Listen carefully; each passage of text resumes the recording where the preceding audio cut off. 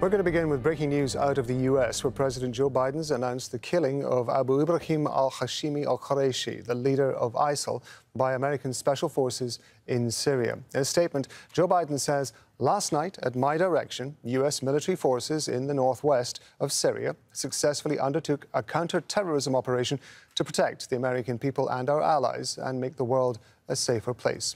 Thanks to the skill and bravery of our armed forces, we have taken off the battlefield Abu Ibrahim al-Hashimi al-Qurayshi, the leader of ISIS. All Americans have returned safely from the operation."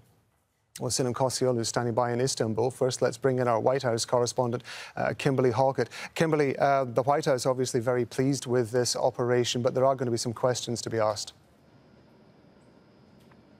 Yeah, the White House characterizing this as a successful operation, and notable in the president's statement that he released is that all of the U.S. special forces that were involved in this operation returned back safely. But the same cannot be said for the civilians on the ground. We know that there are at least more than a dozen casualties, and among them children. And so that is of grave concern to many who have been watching this, waking up to this news in the United States, given the fact that this is a bit of a surprise on a number of counts.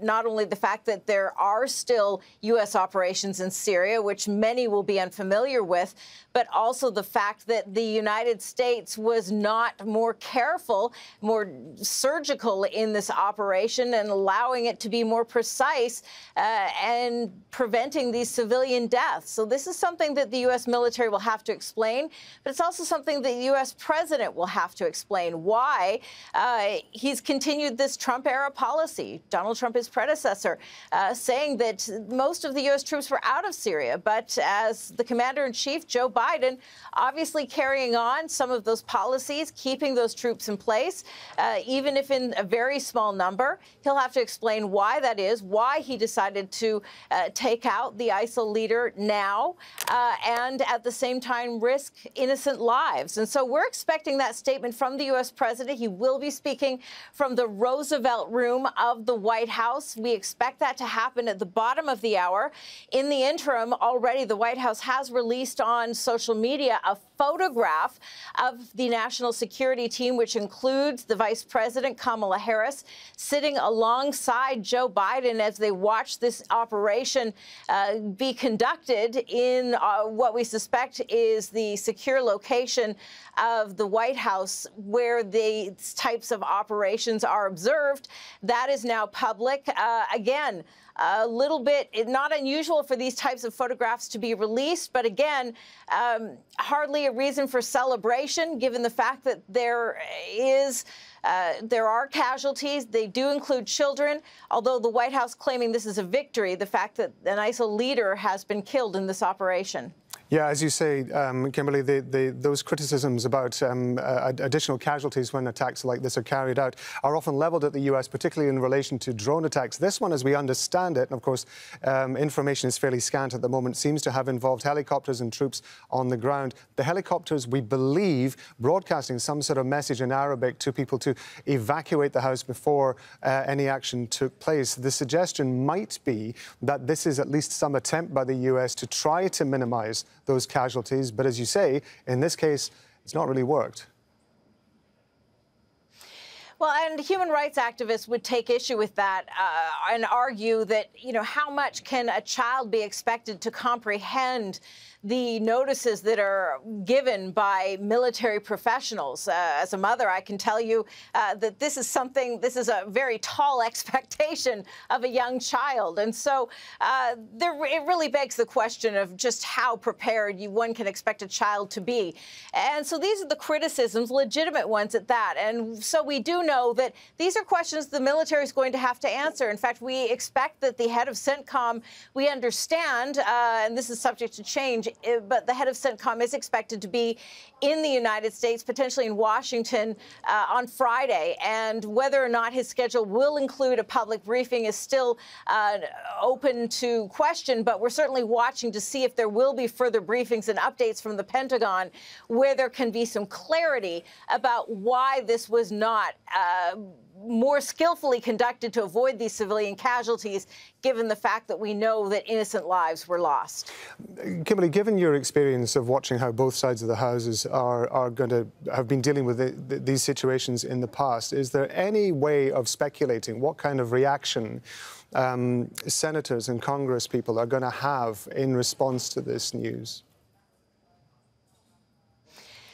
Well, what we're seeing increasingly is a younger, more diverse population on Capitol Hill. We're seeing sort of the traditional older, hawkish type, typically conservative, but not always, members of Congress who would, in the past 20 years, be supportive of what we know as the military-industrial complex, so the American war machine, not getting the same sort of support that they would have in the past. And so it's likely that there is going to be a strong chorus of criticism about this attack coming from some of the younger members of Congress. Springing to mind will be some of the young Democratic members like Ilhan Omar of Minnesota, or even Alexandria Ocasio-Cortez from the state of New York, who have been very vocal and critical about some of the American apparatus overseas in these foreign conflicts that so often disproportionately cost human lives. And so I don't think that we're going to see as much support on Capitol Hill, and we're certainly not going to see it from the younger, more diverse voting public that has, in the case of even my own son, who's 20 years old, knows nothing but conflict and was born 10 days after 9/11 and knows a generation of war. There simply isn't the support that there was 20 years ago and the tolerance that there was 20 years ago for this ongoing conflict. And so one more point of cynicism that you see increasingly here in the United States is when the economy is bad, there's often this argument that governments like to create a war to get the economy going again. I'm not suggesting this, but certainly you will see that on social media as a means of injecting vigor into the economy, creating jobs. Certainly that has been a criticism of the military-industrial complex for longer than 20 years. And certainly you will see that raised again, given the fact that this is a struggling administration that is facing challenges with inflation right now. That's our White House correspondent, Kimberly Halkett. Kimberly, as always, thank you very much. Let's go to Sinem Kosioglu, who's live for us in Istanbul. Sinem, what more are you hearing about what happened in Syria? Well, Rob, actually, there are information coming which are conflicting each other in a way, because at first we thought the house of the Abu Ibrahim al-Qurayshi was actually destroyed during the by the U.S. operation, but there are some newspapers reporting that Abu Ibrahim al-Qurayshi blew himself up as the operation started. Also, some locals are saying the same thing. But what we know about the casualties is that those 13 civilians who were killed during this operation, 6 of them are children, 4 of them are women, and 3 of them are men. Some suggest that those women, some of them were wives of Abu Ibrahim al-Qurayshi. But of course, we need to wait for confirmed information coming from Idlib and coming from the United States sides as well. Before the operation, we know that the U.S. Officials actually coordinated with the Turkish side, informing them about the counterterrorism operation that they would be conducting. So Turks were also aware of the operation, but we don't know any information whether the Turks or any Turkish drones in terms of reconnaissance were involved during this operation. What is interesting for the Turkish side is that the location of Abu al-Qurayshi's house was just between 3 to 5 kilometers deep from the Turkey-Syria border, from Antakya city of Turkey. And Baghdadi, the former leader of ISIL, again, was killed through such a similar operation by the United States Special Forces in 2019. And that location was also close to the Turkish border. So So far, we don't have any statements by the Turkish side, any official statements suggesting that they were aware of this operation. But many experts on the Turkish national televisions have already started to discuss the possible implications of such an operation by the Turkish border, because it creates another national security issue for Turkey in terms of possible civilian influx to the borders, in terms of the fighter groups that are listed as terrorists by the United States coming close by the Turkish border. These are all questions that are being discussed on the Turkish media right now. Yeah, Sinem, one can imagine that the countries neighbouring Syria are going to be watching this very carefully to see what kind of response there might be from ISIL within Syria. Is there any indication, and I know it's very early, but is there any indication of any rising of tension within Syria, how groups might respond? I have been following the news as they broke. Now people are curious because many in Turkey, in terms of military experts, they expect a response by ISIL towards either some of the groups that are close to the United States or moderate with the United States, or the PKK. The Kurdish, the PYD, let me say, the Syrian Kurdish fighter group. And Turks have been suggesting that Turkey is the only country in reality on the ground fighting with ISIL. But since the Turkish president is in Ukraine right now, having talks with the Ukrainian president about the tension by Ukraine-Russia border, it's been quiet in Ankara right now. But of course, we know that the ISIL group has been fragmented, and there are other groups inside Idlib. There have been operations by the U.S. against Horasaddin and some other groups as well. We will need to watch and see what kind of reactions will come from those groups. But I have to say that those people that I have spoken in Idlib, they are terrified, because Atme is a very dense area just by the Turkish border. Hundreds of thousands of civilians are living there. Most of them have been already displaced during this Syrian civil war, and there are nearly 3.5 million civilians residing inside Idlib region. So these kinds of operations in some way is relieving, but on the other side, this is also a threat for the civilians, because now they know that some cells can find refuge among themselves, and they can be targeted collaterally during counterterrorism operations. And this is very close to the Turkish border, which also carries a risk of another refugee influx, as I said before. Sinem, thanks very much indeed. Sinem Kosciello talking to us from Istanbul.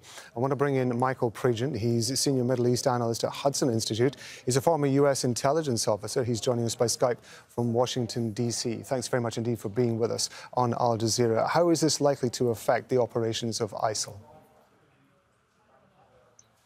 Well, I think it's a significant strike. We see leadership degradation. After Baghdadi was killed, most people didn't even know who Qurayshi was. Nobody has really been able to, if you ask someone who's the leader of ISIS, they wouldn't be able to tell you. They'll be able to tell you today because he's dead.